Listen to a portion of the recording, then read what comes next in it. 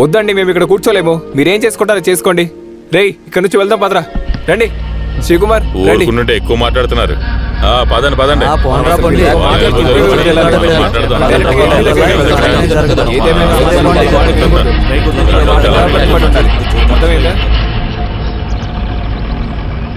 పై అధికారులు ఏం చేయమంటే చెయ్యాలా? రాళ్ళు ఇసిరేయమంటే ఇసిరేయాలి, తగలబెట్టమంటే తగలెట్టాలి. అలా చేసే ఒక్కొక్క కంపెనీనే మూసేశారు. ఈసారి అలా జరగదు. ఏదేమైనా నువ్వు మాట్లాడింది కరెక్ట్ అనిపించింది. ఇప్పుడు ఎలాగో ఎండీ సార్ వచ్చేసారు కదా, దీనికి ఎలాగోలా ముగింపు వస్తుంది. ఏమేండి, ఎన్నిసార్లు చూశాను ఈ ఎండీని.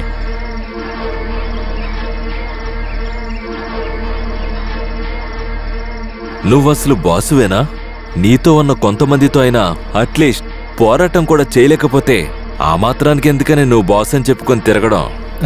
ఆ పిచ్చోడు మధ్యలో వచ్చి, మరి నువ్వే కదా వాడికి రికమెండేషన్ చేసింది. అది నా కూతురు చెప్పడం వల్ల.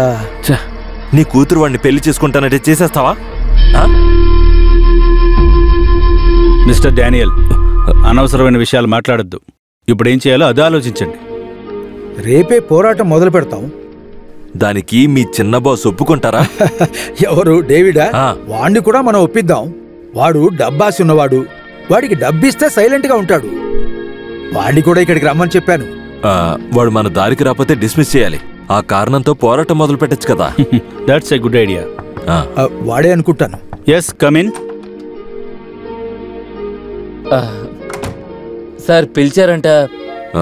మేమిప్పుడు నీ గురించే మాట్లాడుకుంటున్నాం. నీకు ఫైనాన్షియల్ ప్రాబ్లమ్స్ ఉన్నాయి కదా. ఇప్పుడు వచ్చే శాలరీతో నీ జీవితం గడపాలంటే కష్టమని నాకు తెలుసు. అదేంటంటే సార్, మన కంపెనీకి చెందిన ఒక ప్రాబ్లం సాల్వ్ చేయలేకపోతే మరెందుకున్నట్టు?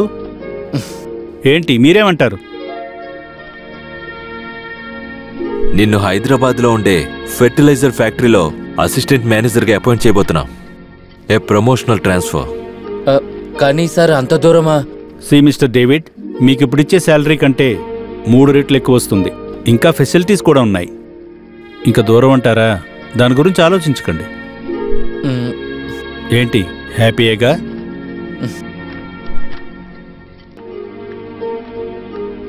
ఎల్లుండి నువ్వు అక్కడ జాయిన్ అవ్వాలి. దానికి కావాల్సిన ఏర్పాట్లన్నీ చేసుకో. Okay sir.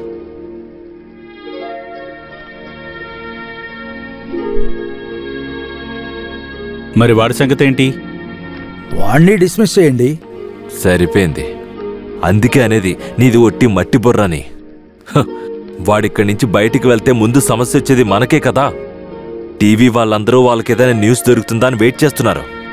అయితే వాణ్ణి మనం ఏం చేద్దాం? దానికి ఒక దారుంది. వాడికి ఒక షాక్ ట్రీట్మెంట్ ఇచ్చి వాణ్ణి మనం ఎముకలు విరగొట్టే ఫ్యాక్టరీకి పంపించేద్దాం. మనకింక వేరే దారి లేదు.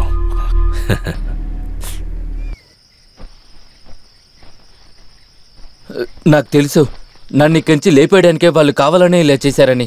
ఉన్న ఉద్యోగం పోతే నా కుటుంబం రోడ్డును పడుతుందని తెలుసు. లేకపోతే నేను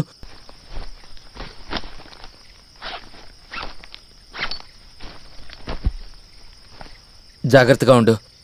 నీ మీద వాళ్ళు ఎప్పుడూ కన్నేసి ఉంచుతారు. నా ఉద్దేశంలో నువ్వు వెళ్ళిపోవడమే మంచిది.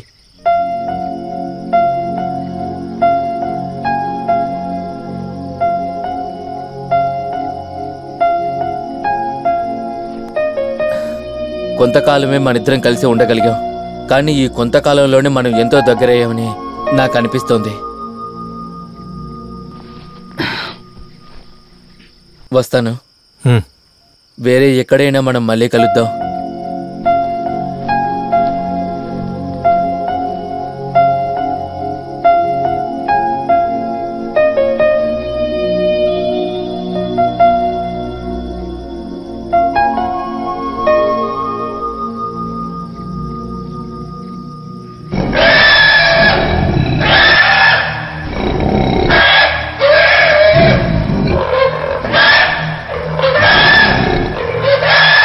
Oh,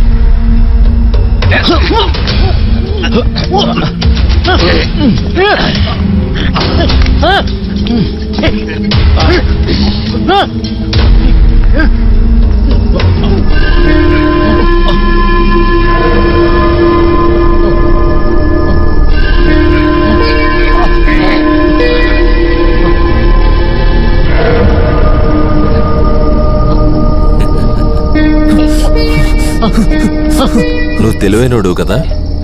కొంతమంది తెలివెక్కువడం వల్ల పిచ్చోళ్ళు అవుతున్నారు. ఆ పిచ్చిపోవడానికి మనం ఏం చెయ్యాలి?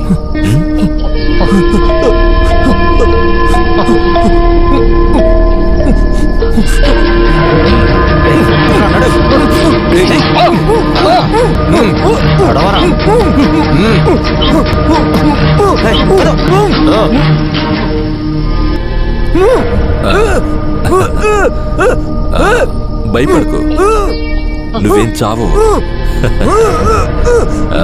220 రేంజ్ లో ఒక చిన్న షాక్ ట్రీట్మెంట్ అంతే. ఇక నువ్వు ఎప్పటికీ మాట్లాడకూడదు.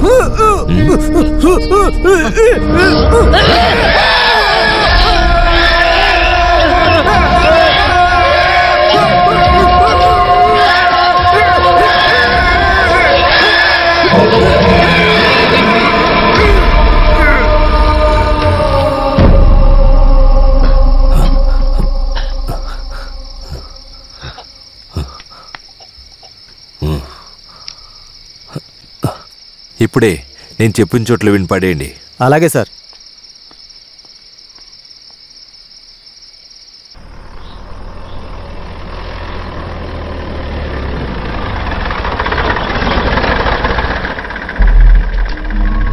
కిందకి దిగరా.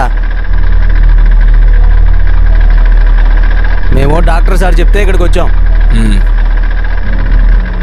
మేము వెళ్ళొచ్చా? బండి తీరా.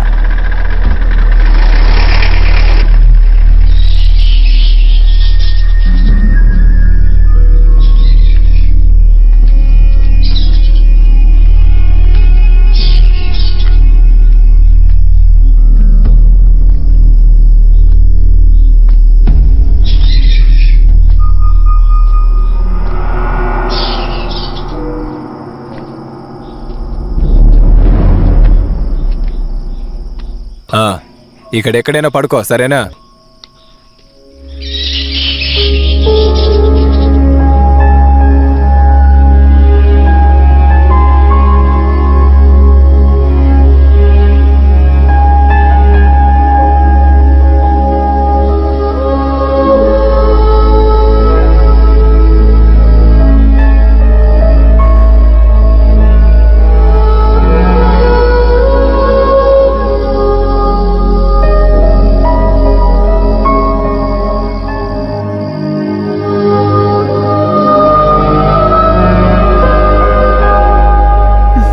నాన్నా, నాకు తెలియక అడుగుతున్నాను, మీరసలు ఎవరి వైపు ఉన్నారు?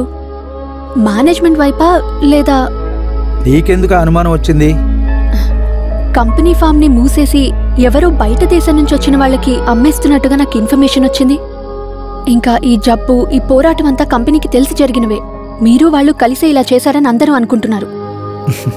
నువ్వు చిన్నపిల్లవి, నీకు అర్థం కాని విషయాలు చాలా ఉంటాయి.